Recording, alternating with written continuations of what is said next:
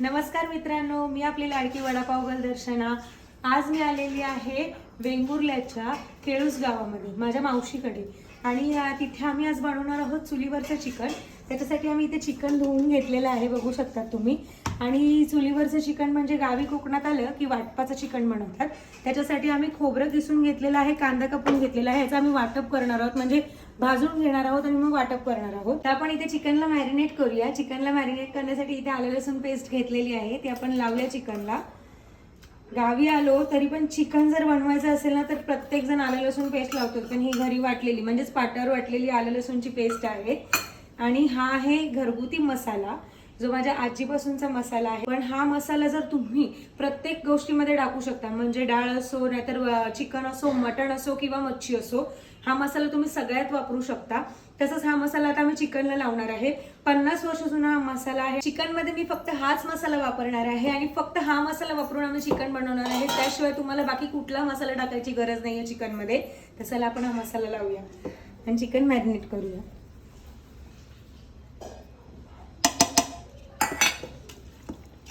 चांगलं मिक्स करून घेऊया, जेणेकरून आलं लसूण पेस्ट आणि मसाला चांगला लागून जाईल चिकनला। आणि हे चांगलं मसाला वगैरे मॅरिनेशन करून आपल्याला 15-20 मिनिटं ठेवून द्यायचंय, जेणेकरून चिकनला चांगला मसाला लागेल। पाऊस पण इथे जोरात आलेला आहे आणि मस्त आम्ही चिकन आता चुलीवर बनवणार आहोत। तर इथे चिकनला मसाला लावून घेतलेला आहे आपण आणि आलं लसूण पेस्ट। आता आपण वाटप करणार आहोत आणि त्यानंतर सरळ आता आपण भेटूया तर चुलीवर चिकन बनवताना। तर मित्रांनो, मगाशी आपण चिकनला मॅरिनेशन करून घेतलेलं, त्यानंतर आपण वाटप करून घेतलेलं आहे। कोकणात आलं तर खोबऱ्याच्या वाटपाशिवाय जेवण कधी होत नाही। हे बघू शकता तुम्ही, हे खोबऱ्याचं वाटप आहे। ह्याच्यामध्ये कांदा, आलं, लसूण फोडणीला दिलेली आहे। त्यानंतर खोबरं टाकून खरपूस भाजून घेतलेलं आहे, त्यानंतर हे वाटून घेतलेलं आहे। ह्याचा सुगंध इतका छान येतोय ना की अक्षरशः आज चिकन जबरदस्त होणार आहे आमचं। आणि आज आम्ही चिकन इथे चुलीवर बनवणार आहोत।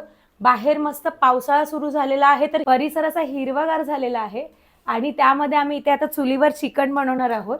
पाठीमागचं तर सौंदर्य तुम्ही निसर्गाचं बघितलात। आता आपण चिकन बनवायला सुरुवात करूया, ते पण चुलीवर। इथे आपण आता टोप ठेवलाय, हे टोप गरम झालेलं आहे, त्यामध्ये आपण तेल टाकून घेऊया। तेल थोडं जास्त टाकूया। तेल थोडंसं गरम झाल्यावरती कांदा टाकूया।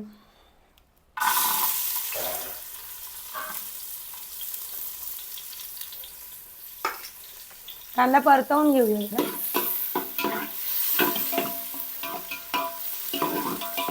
कांदा इथे लालसर भाजून घेतलेला आहे, आता टोमॅटो टाकूया त्याच्यात।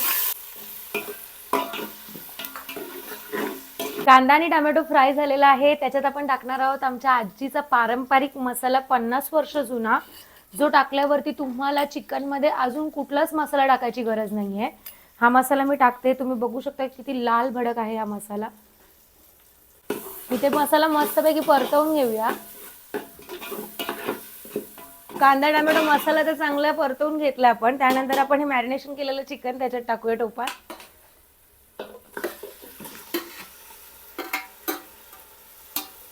तर चिकन इथे आपण टाकून घेतलेलं आहे, चांगलं परतवून घेऊया चिकनला पाणी सुटेपर्यंत। चिकन मध्ये पाणी ऍड करायचं नाहीये।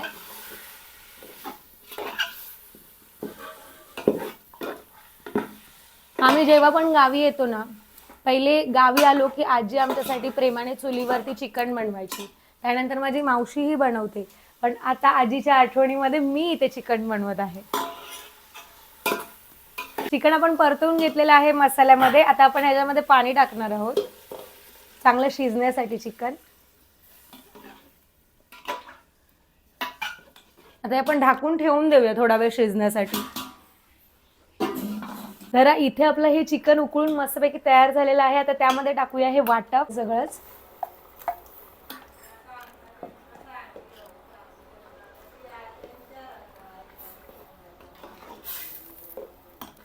चांगलं मिक्स करून घ्यायचंय। खोबऱ्याचं चिकन गावी आलं ना की बेस्टच लागतं आणि खरं खायचं तर ते चुलीवरचं खायचं आणि एवढं जबरदस्त टेस्ट येते ना। चांगलं एकजीव करून घेतलंय इथे मी।